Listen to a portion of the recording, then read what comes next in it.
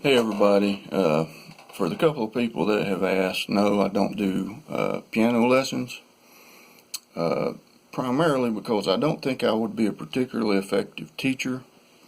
I'm a self-taught piano player. And in fact, I think of myself more as a musician who just happens to play piano than a piano player. I don't know if that makes sense. To a lot of you listening to other musicians, I'm sure it makes sense. Just in the way, in my approach to the instrument. So that's why I don't do lessons. I don't know that I could communicate the way I learned and the process of learning all that well, at least not in a way somebody else could just pick up unless they heard things exactly like I do, and we all hear things in our own way. But what I can do is try to communicate a little shortcut here to help people who are fairly young to the instrument and are still in the learning process. Something that has been almost foundational in my playing and a lot of what I do.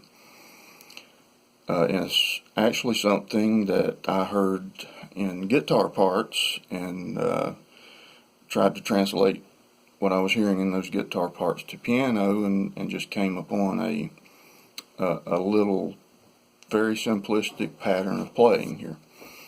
Okay, a lot of what I play is informed by having grown up playing bass guitar and drums. I play the piano sort of percussively. Due to that, didn't start playing piano seriously until I was 20. And it's a long story that my start in piano, but long story short, I knew basic chords and rhythms. My dad had showed me some when I was a kid. And I was playing for a fairly well-known, playing bass guitar for a fairly well-known gospel music band, and had 2 days to learn their set on piano in a pinch. And so over the coming weeks and months, as I was learning the instrument, obviously I was looking for the fastest track to becoming competent to the point that I could serve the music and serve the band.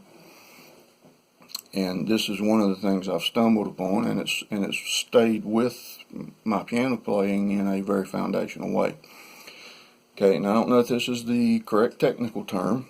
So far, no one's argued with it, people who know much more about music than me, but I refer to it as playing in open fifths.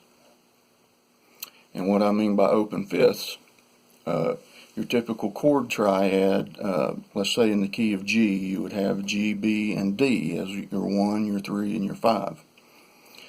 Well, typically, in a situation where I want to make economical use of my notes and contribute to the pocket and groove, but stay out of the way of the other instrumentation, stay out of the way of the song and the vocalist, I won't acknowledge the 3. I'll play an open fifth, as I call it. And usually I'll play it across an octave, either with a 5 on each side and the 1 in the middle, or a 1 on each side with the 5 in the middle. So for instance, a G in an open fifth with the 5 as the bread in the sandwich would be. Okay, and then if I wanted to play in the other position with the 1 being the bread in the sandwich and the 5 in the middle. Okay, now the trick behind this, aside from the fact that this just opens things up and doesn't acknowledge the third, there's nothing wrong with the third. Third is part of the chord. But once you acknowledge that third, you sort of compress the avenues that the music can take. It sort of cements where you're at when you acknowledge that third. When you play the open fifth, a lot of times you're leaving a whole lot of extra room for the tune to navigate, the other instrumentation to navigate, the lead lines to navigate. So that's some of the reasoning behind it, beyond just it being a simple concept for a young piano player, which I was when I started using this. But this is the neat thing about it. Okay, I'm going to play the G. in an open fifth with the 2/5, the D and the D an octave above it, the G in the middle. Okay, this is over a shell of a fifth chord shell on my left hand of G and D. Okay, I can move it my left hand up to the fifth of the A and E. I haven't moved my right hand. I can go to the B flat. Haven't moved my right hand. I can go to the C, the 4 chord of the G. Haven't moved my right hand. I can go to the E flat. Haven't moved my right hand. I can go to the F. Haven't moved my right hand. So you can go through about 8 different chords in the 12-note octave and never have to move your right hand. You can play that G in the open fifth.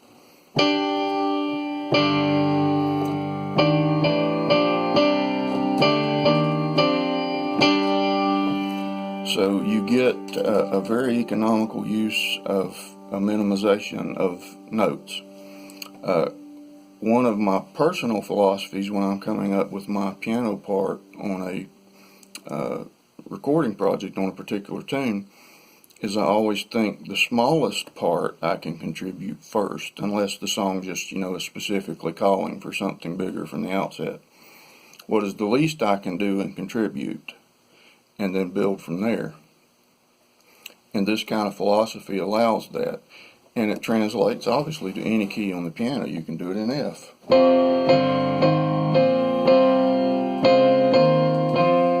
can do it in D. I mean, it goes anywhere on you can do it in C. And all of that playing the same 3 notes with your right hand. Now, the first place I actually remember hearing a chord that came from this structure, of all places, was in the song Rosanna. There were 2 songs when I was a kid that just rocked my world when I first heard them. The first one was when I was 8 years old, and Glenn Campbell released Southern Nights. And that halftime backbeat groove, I couldn't get enough of it. I could not hear enough of that tune. The second, when I was 12, Toto released Rosanna. And you might say, well, you were drawn to that legendary Jeff Porcaro drum track on that tune, and you would be right, because at the time I was a drummer. But there are just so many things about that track. That's one of the best recorded tracks I've ever heard in my life. Just the level of musicianship of those guys is phenomenal, and the percentage of professional musicians who would refer to that track as one of the better tracks recorded would probably surprise a lot of you people who aren't necessarily inclined toward music or music fandom. There was just a level of musicianship and precision there that was off the charts.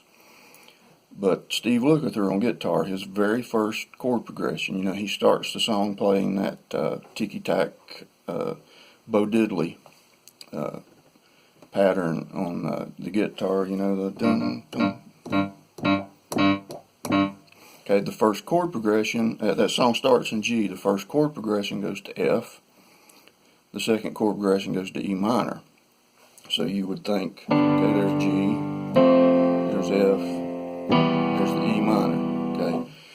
Okay, but now when he went to his F, he played his F, this is the way it translates to piano. Okay, he played it as an F9. It was just this really wide and interesting chord, and that's one of the first things I heard in the song.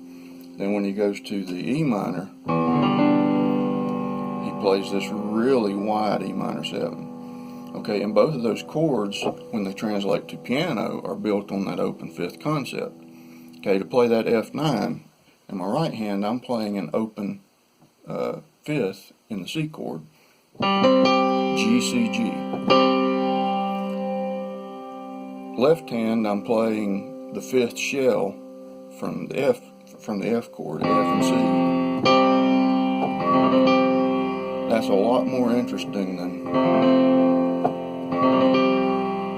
okay, the E minor. I'm playing the open fifth on my right hand of the G chord, D, G, D, over the fifth shell of the E chord, E and B.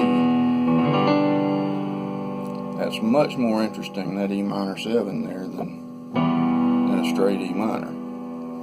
So, as a piano player, you don't have to confine yourself to being informed and influenced by what you hear a piano doing. Now, obviously you can. I mean, if you hear something you like and you want to learn it, obviously do that.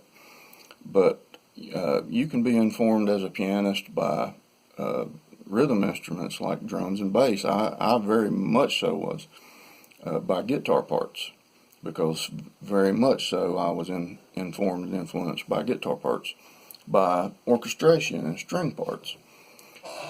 If you see it, hear it, like it, want to learn it, see how it translates to your instrument, and in many cases you'll find that it's a simpler concept probably than what it appears to your ears sonically. I hope I've made a little bit of sense in trying to communicate this, and I hope you find this helpful and maybe something you can use, and I hope you can use it much better than I do and ever will.